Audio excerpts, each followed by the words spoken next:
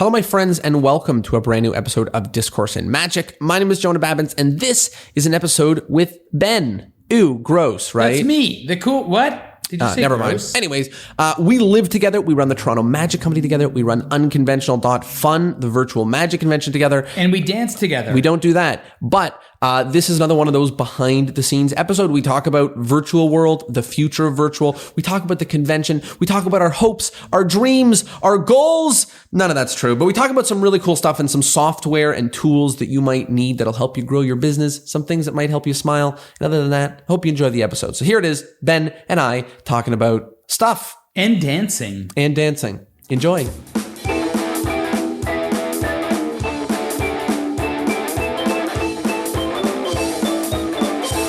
This is another special episode. This is one where I have this guy on, Ben. Hello, everybody. And if you're watching in video, which many of you are on the Toronto Magic Company YouTube page, then you can see Ben. But if you're listening with the podcast, then you don't have to see him. You can just imagine what I look like. Imagine. I am 7'5". Wow.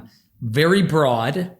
Very handsome. I don't know. You know what? Let them imagine it. I think that's what fun. I'm saying. Well, here's what I thought that we would do. You know, we've done these a couple of times. Two or three ago, we talked about some of the failures in 2020. We did one talking about we were excited about Unconventional.fun. And now I think the combination of summer happening and vaccines, happening in North America has really sped up the conversation of the future. So there was like a couple questions that I pulled together that I thought as always, for anybody who's tuned into these before, Jonah has questions and I don't know what they are. I haven't prepared anything. That's right. And as usual, Ben and I live together, run the Toronto Magic Company together, perform now as a virtual duo act, and dance together when we get a little tipsy. That's not true. No, and we run the convention. And so we're doing a lot of different things together, and maybe people have questions, and I certainly have some. So my first question is about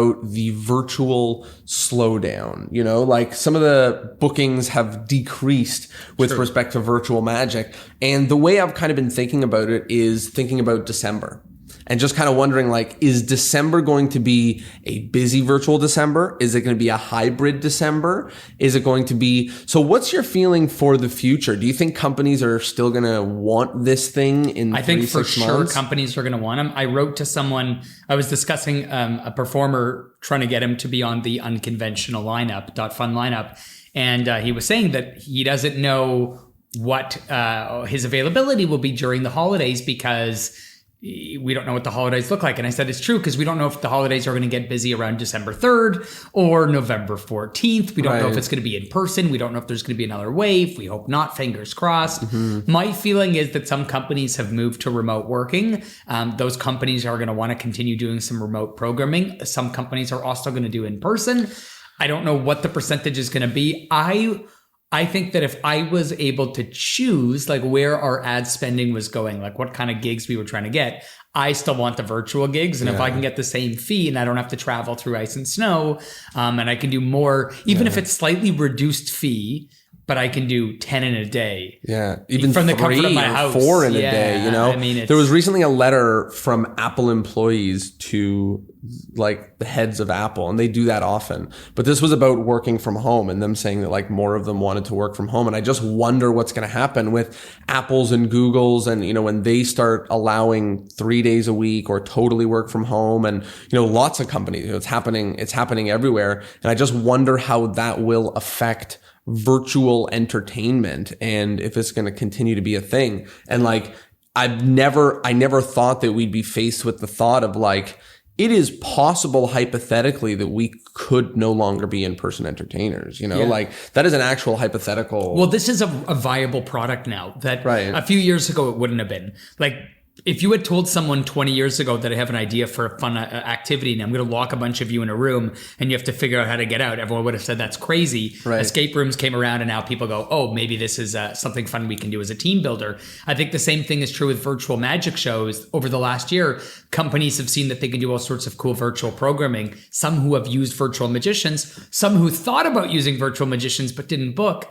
And I think those companies, if they're still doing remote activities, or if they're trying to decide between, do we rent a banquet hall and have food and a DJ, or do we do something really cool and special, like have a virtual magician, plus we send them a gift basket, plus we, XYZ. So I think there's going to be some sort of mix. And I'd like to think that if we are proactive about looking for those types of gigs, then that's the kind of gigs we'll get.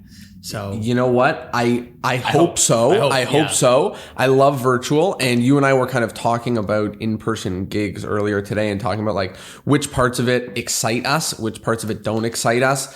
And I have a hunch a lot of magicians feel similarly. I mean, I know a lot of people are running back to in-person, and I know that is a really exciting thing happening, but I think there's a lot of magicians, especially ones that really clicked with respect to virtual, that are feeling that way. And I know certainly absolutely. One thing with virtual is it makes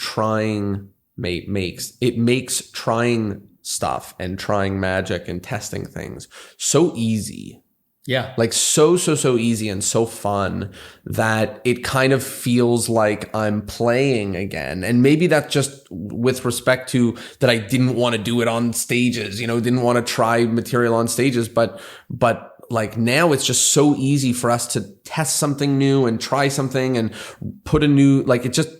I think that there's a reason that you see high level performers, and I don't mean necessarily magicians, but like athletes and people in other high level fields where they hire people whose job it is to keep them free from distractions, because it is such a big energy drain when you have to deal with the media or the press or, clients before the show or driving to the venue or, there's a reason that like a rock star is driven there. There's a reason sports stars are kept away from media before games. And I think as a performer, I spent so much time and energy prior to the event. And then I also it was hard for me to give it my all during the show. And I feel like virtually I'm not nervous during the show because I don't have to worry. I'm in my house. And now it's like everything I have, 100% of my energy goes into it. So it's fun. I'm excited to do stuff. Yeah. Do you feel that if we hold on to virtual, there's a chance that we'll miss the boat of the roaring 20s, that we'll miss if we are the people who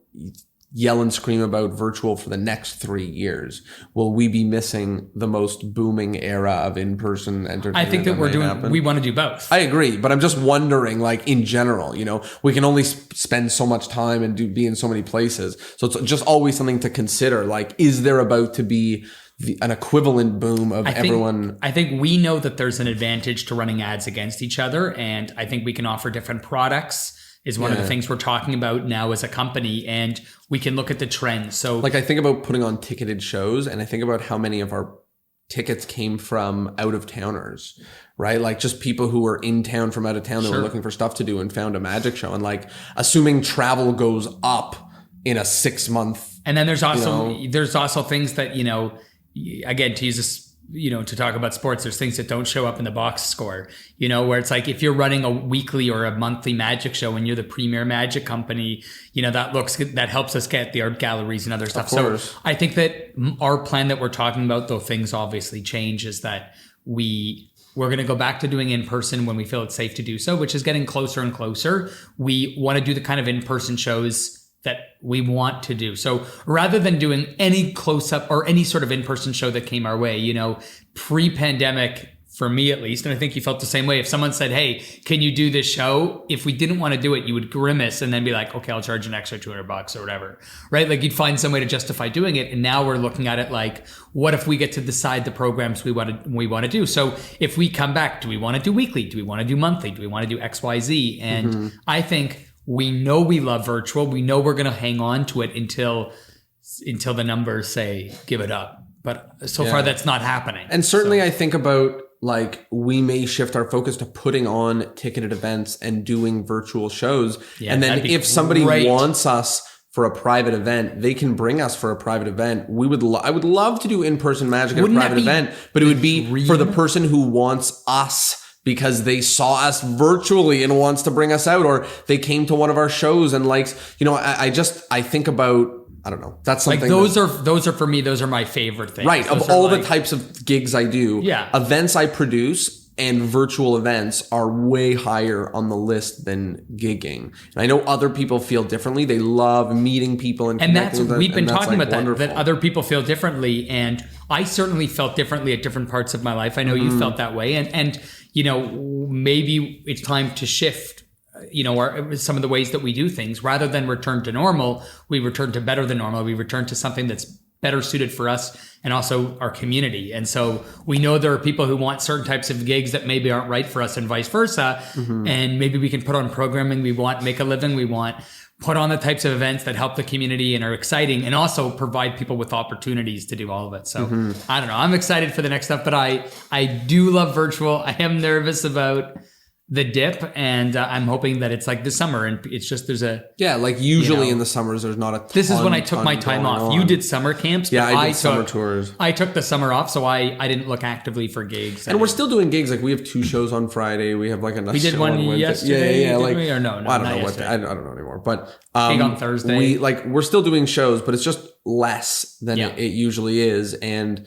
we can feel it, and it's just bringing up conversations about what types of gigs we want to do in the future and how we think about things coming back. And on that note, you know, something else to talk about is people all over the world, like I was saying, like at Apple or, you know, every company, people have worked from home.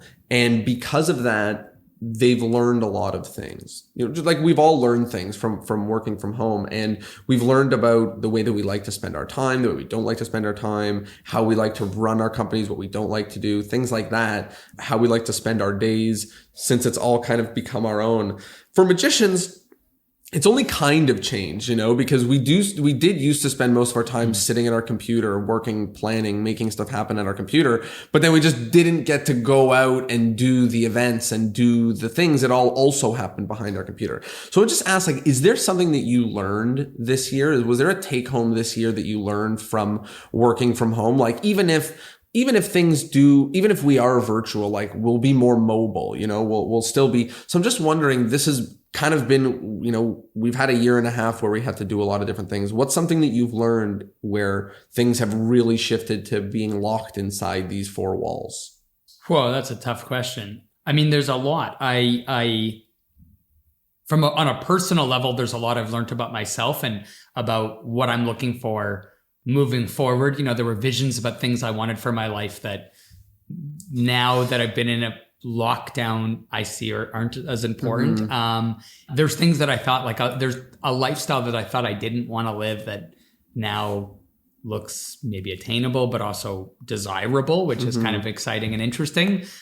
But like magically, you mean like from a magic standpoint? I just mean in general, like we're going to leave this year and things are going to slowly go back to some sort of normal, right? Like things are going to look similar to what they looked like before. And hopefully we're going to learn something from it. I hope it doesn't. Like, I mean, like you said, like as a magician, our world is a little bit different.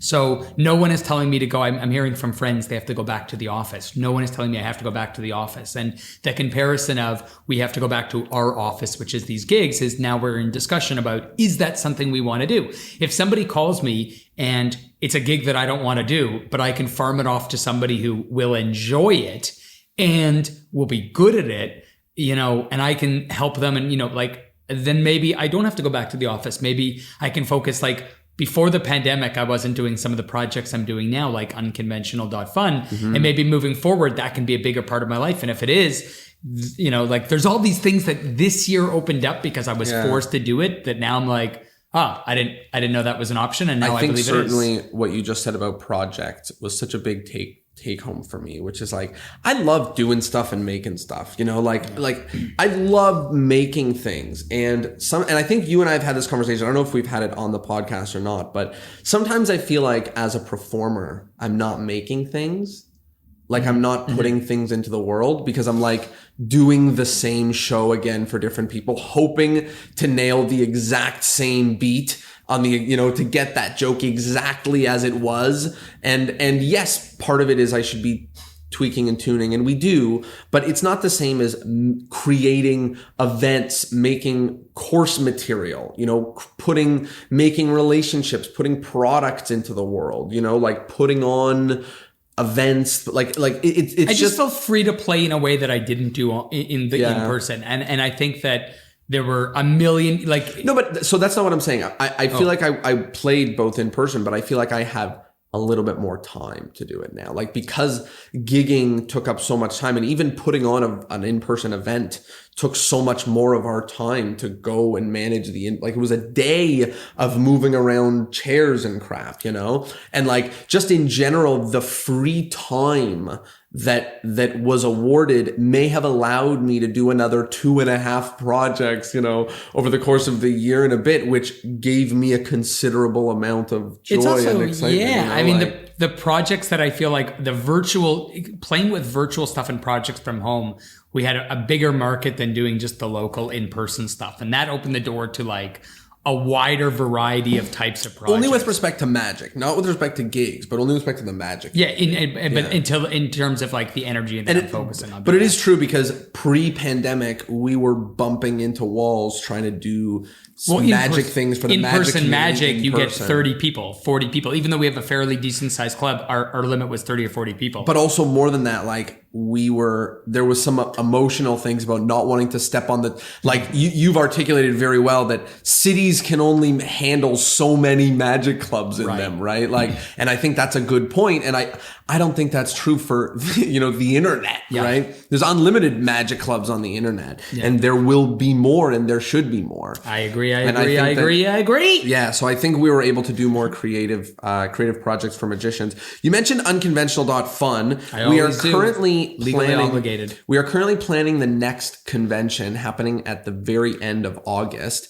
And we're not... The other ones were good, but this one's going to be out of this world. So check it out. This one's going to be great. But one of the things I wanted to chat about is, even though we're not going to talk about who is going to be on the convention, I thought it'd be interesting to chat about what you're thinking when you're thinking of who to put on the convention. You and I brainstorm a lot of names and we put a lot of things together, and I wonder if people are wondering how this stuff gets put together, how we decide what an all-star lineup is. So what are some of the things that are going through your mind when you've planned the previous ones, and even when you're planning this one?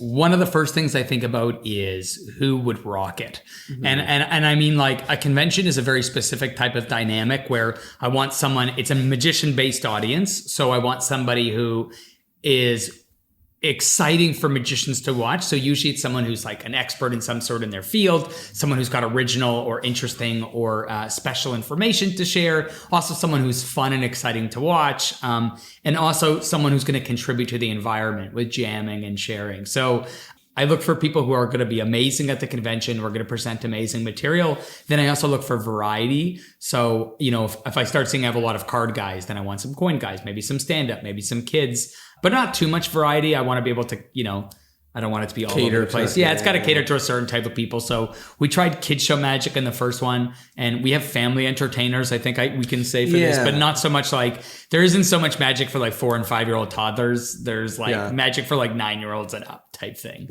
And but people who I think are going to rock it, people who are exciting, people I would want to see at conventions. And also I spend time on the internet, and I try to pay attention to the people that I hear other people want to see. Mm-hmm. And sometimes I look for people that I have a relationship with already. And sometimes I look for people I don't have a relationship with, and I ask a friend. And I'm I just saw this guy today. I'll say his name, Elliot Slevin. I just watched the cardistry. Yeah, I just watched this guy do this thing. I'm like, what? He put out a new cardistry video. I watched it. Blew my mind. So that's a cool dude. I don't know anything about him. I literally just discovered his content today. But so I look for people who are going to be new to convention goers, people who convention goers will know, people who are going to jam, people who are going to bring A-level material. There's some variety. Yeah. I don't think about themes so much. I'm not... Yeah. We kind of have to, I love what you said about, we kind of have to pay attention to who's in the zeitgeist, who is in. And also who we want in, to some extent. We want fun, cool people who are going to contribute to that vibe. Mm-hmm. It's also pretty easy with the podcast that I get to see I get to have a lot of conversation with a lot of magicians and just go, oh, this guy would be good. This guy would be good. And, that's also a fun way that we add some people there. And people who come to the convention, people who engage with our content, like there's a few people who started coming to the convention, like Digo Dex, right? Like that was someone who was putting out content, liked the stuff we were doing, supported what we were doing, reached out to me, and I was like, I like your content. Let's do stuff together. Same with Kevin Ho. Kevin Ho came to our convention. I was jamming with him for hours at the convention. I'm like, this guy is amazing, even though I knew him before to be amazing. But then I brought him back for the convention. Like, so sometimes it's people I know. Sometimes it's like Michael Amar, people we love, who we would go out of our way to travel and see. And right now we can bring them in virtually, so we can reach out to people overseas. Like Michael Amar, just for a couple of the names you're talking about, people that would crush it and people that are fun. And some of the ones that we've had on the convention that comes to mind is like Jay Sankey, David Williamson, Mario the Maker. Those are people that like crush it and are actually fun. Like it is, they are fun. You want to spend time with them. You would go out of your way, if you're a Magic fan, to spend time and see them. Somebody said something about Jay Sankey, and I say this all the time, but they said like, if you don't enjoy Jay Sankey teaching Magic, then there's no hope for you to enjoy learning Magic. And I think it's a pretty good, thought, which is like, he is the most fun and ridiculous dude while he's teaching the thing, never mind performing it. And, it's interesting that we think a lot about, sometimes people think that when we're thinking about conventions, we're thinking about the content that they're putting out, but it's like a show where even if they're doing they're doing lectures, exactly. So they're doing lectures. We want to make sure the lectures are hilarious, or exciting, or like, edge of your seat interesting, or mind blowing, because the whole thing is an experience. The orientation, the logging in, and that's true with a lecture. It's not just, can this person teach a trick? It's, will people enjoy watching the trick? If someone starts droning on about a trick and then people log out, that's a failure. For sure. For sure. And we recognize that. Like we can see it happening and we can feel it happening. Next question that I wanted to ask you about is, in the last 16 months or whatever, the way that we have run the Toronto Magic Company has changed a lot. Just a lot of different things have changed. A lot of the way that operations go, that just lots of it. A lot of it has changed. What's one thing that you like about, the way that things are different now in terms of what you work on, what you. I grew up with a father who sort of made me afraid to scale and to bring people in to delegate and offload certain things. I think the idea was that like, I grew up my dad believed like, if someone else could do that, then I could do that. Right. So like, if someone else can design a slogan, I could design a slogan. If someone could build a website, I could learn how to, my wife can build a website. Like, and like painting, I could paint my own walls, and then you end up with inferior products. And like, you and I argued near the beginning, I think, very early on in TMC's history, we talked about whether we wanted to outsource to someone to do certain things. Yeah. And my apprehension was that it would mean that we're paying money to something we could have been doing. And that means that we're just losing money for no reason. And the argument was that it'll free up more time to do things. That turned out to be true. So this last year, we've been looking for more and more ways to streamline our operations where other people can do stuff in a way that it gets done faster and better and more efficiently, and it lets us do more work at a higher level. So, I'm excited. I'm excited to be able to continue working on the fun stuff. Like, that's the dream. I want to sit in the backyard and dream up what the most amazing convention would be like, and then sit in the backyard drawing out what the conventions would look like and putting together lineups, but then letting someone else do all the follow-up. Yeah, it's really freeing to work with graphic designers, video editors, and writers, because that combination of things is like most of what I'm doing on the internet, So if I can dream up something and then pass it off to a graphic designer, a video editor, or a writer, and some kind of combination of those things, like, it's amazing that, just like you said, we can focus on those sometimes higher level tasks and do like planning and do, and be able to, it is impossible to put on multiple events every month with different tickets and answer questions and all of that without help.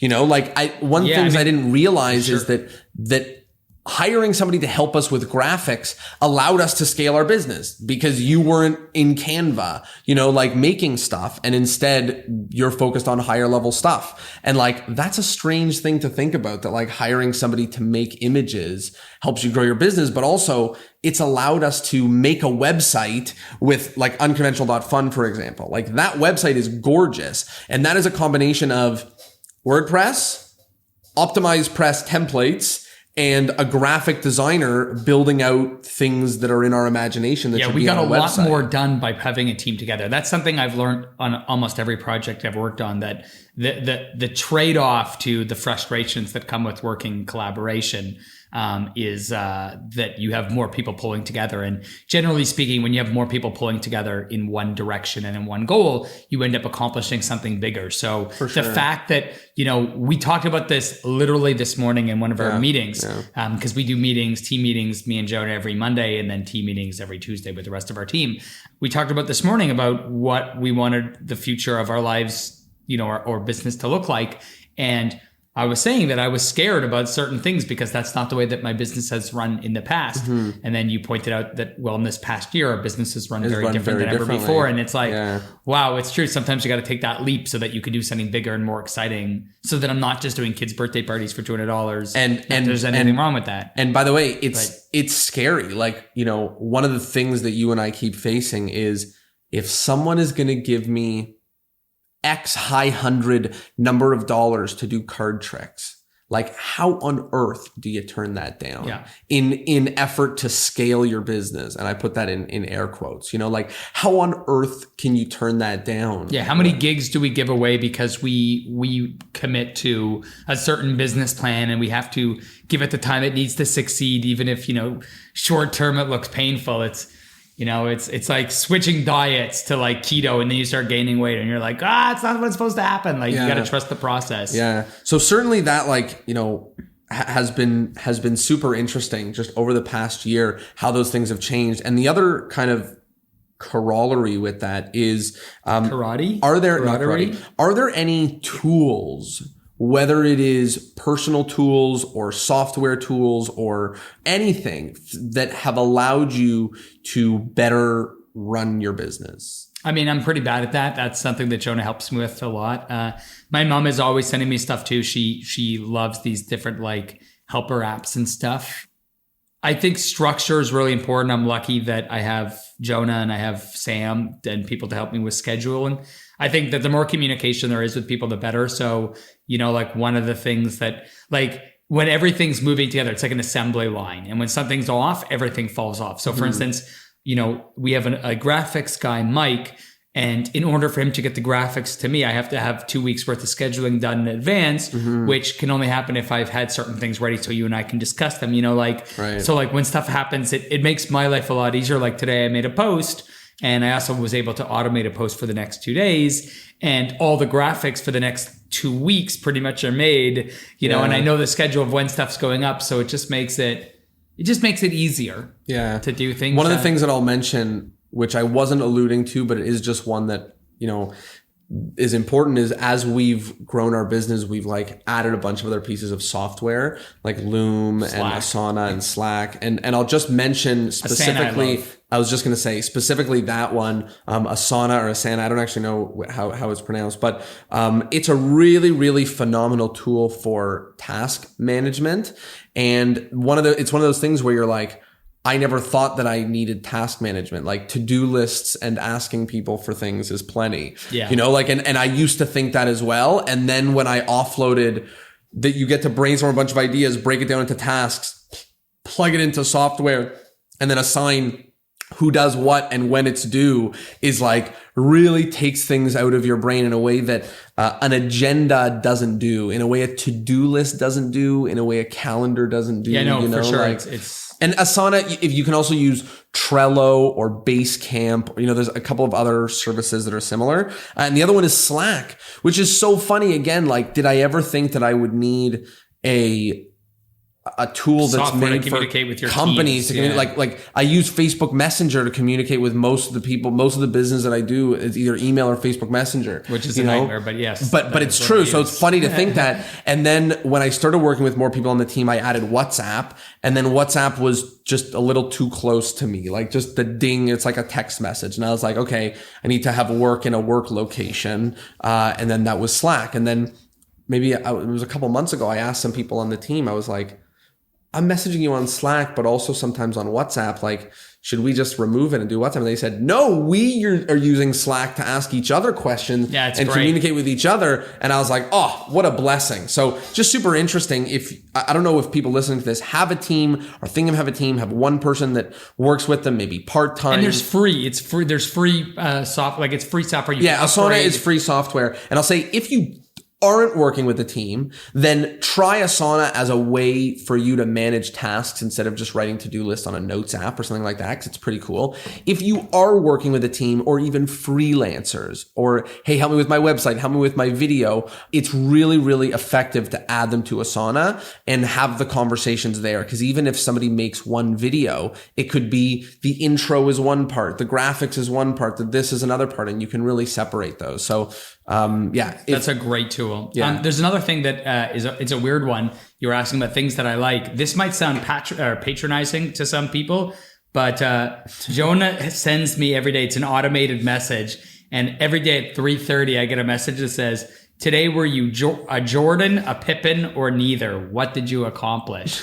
And whenever I get it, it's 3:30, and I know it, whenever I see them, I know it's what it is. But it makes me take stock for a second and go like, did I get enough stuff done? And then usually I'll be like, oh, I said I was going to message something at 11. And I basically automated my nagging. Yeah, and it's great. I like it. It's iPhone has this new thing called shortcuts, and I just told it to send a text message to Ben every day, and I just picked 3:30 because that was the day that I was fed up and did it, and it ended up being pretty effective. And it's an effective message for me because it does make me go like, yeah, well, I wrote it in your terms. Do I want to be Pippen today, or do I want to be Jordan? Yeah. They're both good. You want to be both. But you want to be one of them at least. Yeah, you got to be at least one of them at least. Any other? Sometimes I'm Steve Kerr. Any other pieces of tools or software? The other one I'll mention that I said right now is Loom, and Loom is a screen recording app. And I had thought to myself when people told me about it that my computer has QuickTime and I can screen record pretty quickly. And it's also a video recording app, so it can record your face pretty quickly. And I just thought like my Mac can do both of those things, so I don't need it. And I ended up being wrong, because what happens is when you record something on Loom, whether it's a screen recording or just a recording of your face, as soon as you press finish, it's on the internet with a link that you can share to somebody to go view it.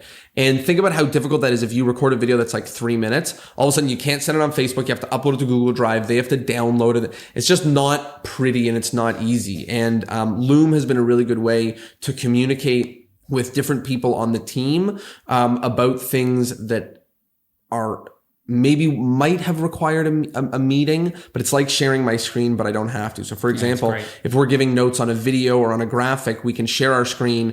They can see it. We can talk about it, point at what we're talking about, and then send a video of our thoughts instead of just notes. And the other thing that it does, and I'll mention this to anybody who's thinking about using this, is as a business tool, Loom or Bonjoro, and there's a couple of other things that do this, you can send thank you videos to your clients. And that is a really, really cool tactic to send a thank you video to your client, because it's short, it's personalized, and it's pretty cool. So those are some tools maybe that may be helpful. I started using Discord, but to build like gather stuff and for like Unconventional, to use some of the platform things, I'd have questions, I'd go on Discord and use it. But I feel like most people know Discord by this point. You know what? I don't know. Discord maybe not. I just discovered it recently. Well, Discord it's really like community based. So like Discord's not one of those things you go like to Discord. It's not like YouTube where there's like all this different. I guess Reddit is a community. Reddit's a community, but what happens is Discord is like a sub community of that. So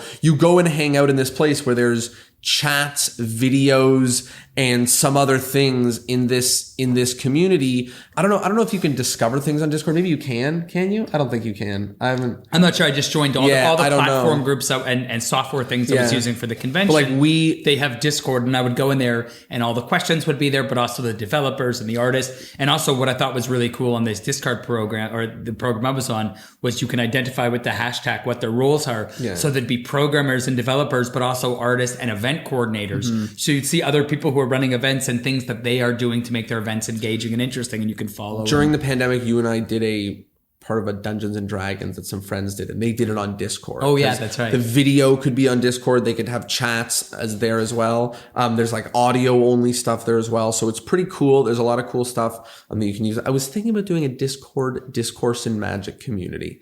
Thinking about it. Ooh. I don't know. Thinking about it. I'm worried that it's another place for people to go hang out again. You know, like there's a Facebook group, there's an email list, there's a Instagram page that the podcast is like, I wonder if it's too much, but also it is a different way to communicate, a way that you actually can like chat in different unique ways. So thought that was pretty different cool. than the way that you could in other platforms. Yeah, for sure. Next thing to chat about is the convention highlight.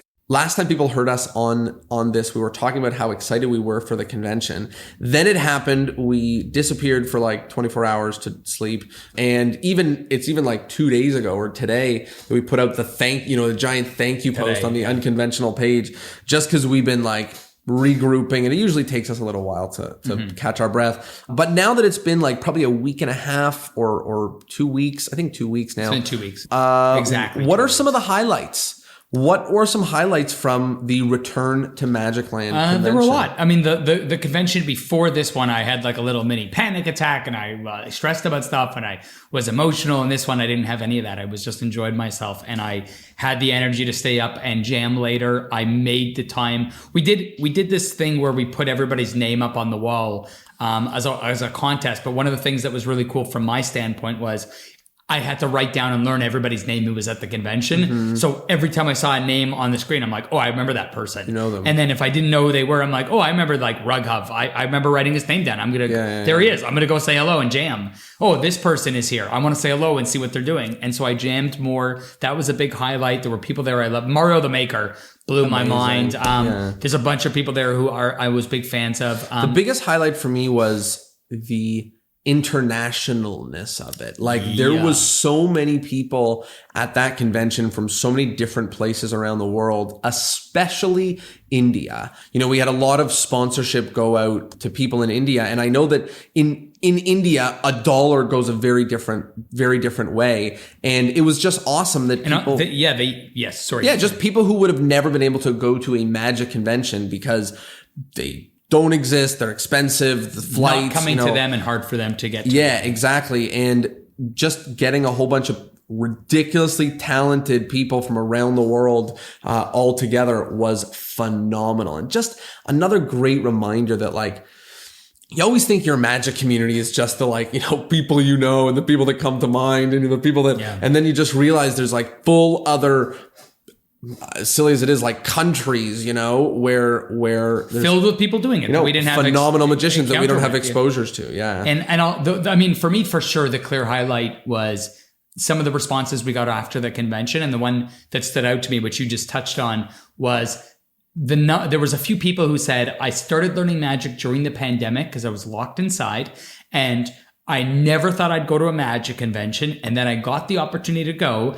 And not only did I get to go to my first ever Magic convention, but the people that I learned from who were on YouTube, the Michael Amars, the Jay Sankeys, the Spideys, the Xavier Spades, the etc. They were there, not just there, sitting at the tables jamming. So you could walk around and interact with them. There was someone who told us that they had spent the previous 2 weeks changing their sleep cycle so that they could be awake for the convention. One of our convention speakers stayed up till 9 a.m. jamming and fell asleep and missed her spot, which is hilarious. But it's a testament to the fact that, like, I asked her, I was like, you know, it was funny. It was part of a panel, so it wasn't a big deal. But I asked her, I was like, who were you jamming with at 9 a.m.? And she said, well, first I jammed with all the Americans and Canadians, and then I jammed with all the Europeans, and then I jammed with, and just she was jamming with China. Yeah, for the record, Europe, no one was mad that she missed her thing. Nobody cared. Everyone got to hang out with her, and we're going to bring her back for more stuff. She's amazing. But funny to share that, you could literally jam all night long. And Spidey, the second night, literally stayed up until God knows what time to make sure that any person wanted to jam could jam. And there was a couple people that did that, and it was just bonkers. It just felt, I would say it felt like a real convention, but it was better. I mean, not better, but it was different. And it was like something that, we talk about the longevity of it post-pandemic, and I don't want to not have this. It's not a replacement for in-person. It is a different experience. It's a different way of interacting with a different community. I personally don't want to not have it. This is something that I want to continue to do. Well, good news, Jonah. We got another one coming up August 28th, 29th. Now, we can't announce the theme, but I will say two things. The first thing is the theme of this one is by far, hands down, our most exciting theme yet. Mm-hmm. By far, hands down. That's the first. And the second is, in a couple weeks, we'll probably do a podcast as a little bit more of a promo for it. But if you already think you want to go, then you can go to the Unconventional.fun website and you can get the pass, which is tickets to our next two, if you don't already have it. So I'll just say that if you there's at least 4 more jams happening this year, plus the PDF books you get and a bunch of you get a bunch of cool things in it. So you can go to the website, which is unconventional.fun, if you want to. But this isn't a plug for it. I just thought I'd say if you're wondering where to get tickets, now you can go get tickets. Ben, those were kind of all of the questions that I had for you. Did you have any questions for me or anything that no questions for you, but an appeal to the people listening. If you are listening and you got this far, post something in the comments somewhere to engage with us. If you made it all the way through and you enjoyed listening to us, then you are someone that we want to connect with. Instagram, on email, anywhere. Reply to anything that you see about this episode. And I'm not making any promises, but I can tell you that people get on our lineups, they win prizes, stuff happens because we all connect. So if you're digging what we're doing, if you like listening to us ramble and share some of our thoughts, then post somewhere so that we can talk to you. If you got cool card collection, and let us know what behind the scenes stuff you want to know about. I mean, I just basically kind of come up with questions to ask Ben and Jam on. But if there's stuff you want to know about how these things work behind the scenes, how we find talent, how we figure out what to do, how we create magic, how we eliminate magic, how all that different stuff, let us know. We're going to keep sharing behind the scenes. That's it. Ben, anything else to tell the world? Anything else you want to tell anyone? Anything else you want to tell me? No, just that I love doing this. I love the opportunity to share with people. And I love you, Jonah. You're a good friend. I love you in a platonic, friendly way. Yeah, you're a good acquaintance. I will say two things. We spoke a bunch about hiring on this. If you need help with hiring, you can message me below on Facebook. I'll put a little link to message me with the word upgrade. And I'll tell you all about Upgrade Academy. I help a lot of people do some hiring. Also, if you recently baked cookies and you're wondering if they're good, you should mail them to Ben. You should send them to us. Ben at TorontoMagicCompany.com. And as things become the summer, Ben and I are doing more ridiculous stuff offline, Soon we'll be showing off our beach bodies. Oh Lord. Look forward to it on Insta. No, but we're going to parks, we're playing basketball, we're doing some fun stuff, and we might do some vlogging again. Now that we're not stuck inside these 4 walls consistently, we might do some vlogging again.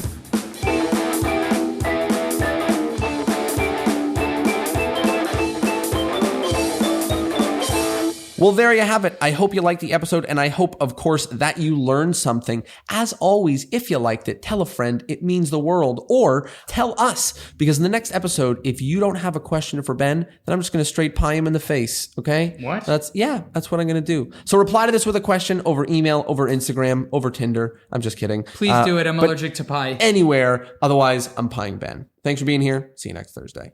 Peace.